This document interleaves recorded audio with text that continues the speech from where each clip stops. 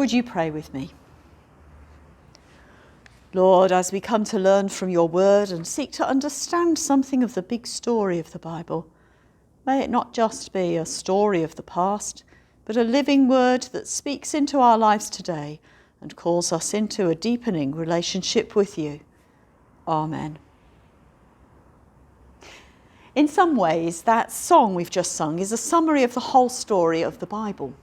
In the beginning, God made a beautiful creation with humanity in his image and called to partner with him in caring for the world. But as we acknowledged earlier in our prayer of confession, we've messed up. And the Bible is a story of humans continuously messing up and God faithfully and lovingly intervening to restore the relationship and renew all things. And so our journey through the Bible will look a bit like this over the next few weeks. This is a visual that Matt Green has kindly made for us with a logo image for each week. So today we are here at the start of creation. We'll learn about the family of Abraham next week, then move on to God's rescue of his people through Moses in the Exodus, entering the promised land and the time of the judges, all the ups and downs of the kings, resulting in exile, but with promises of renewal still to come.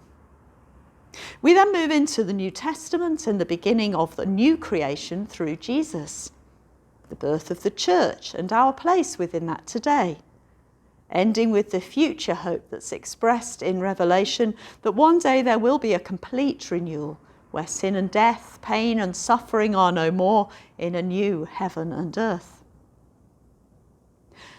And so today we begin with chapters 1 to 11 of Genesis.